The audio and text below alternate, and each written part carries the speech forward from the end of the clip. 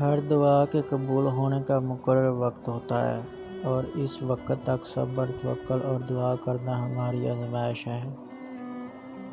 حضرت علی رضی اللہ عنہ نے فرمایا، جو سجدوں میں روتا ہے اسے تقدیر پر رونا نہیں پڑتا۔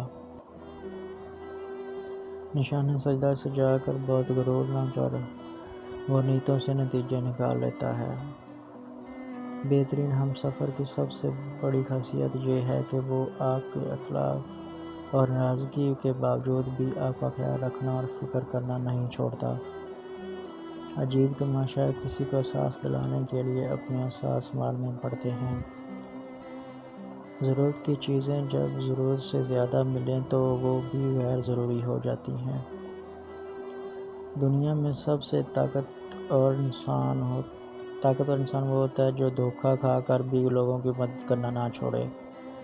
اتنا کرو کہ جب خود پہ آئے تو برداشت کر سکو۔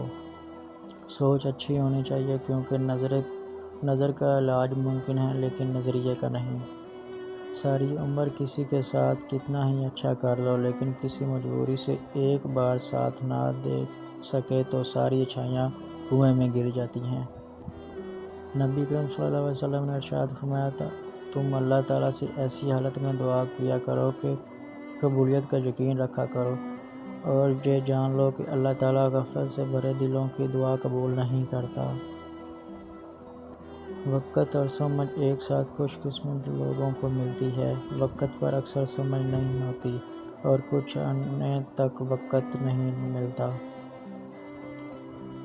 وہ عطا کرے تو شکر اس کا، وہ نہ کرے تو ملال نہیں۔ میرے رب کے فیصلے کمال ہیں، ان فیصلوں میں زوال نہیں۔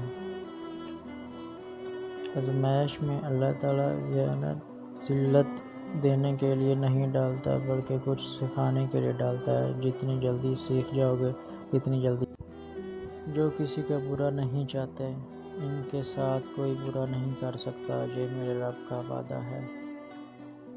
نصیب کا لکھا مل کر رہتا ہے، کب کہاں کیسے یہ میرے رب کا جانتا ہے۔ اپنے 3 راز کسی کو مت بتانا، فائدے میں رہو گے۔ اپنی کامیابی کا راز، اپنے مسائل، اپنے خواب اور مستقبل کے منصوبے۔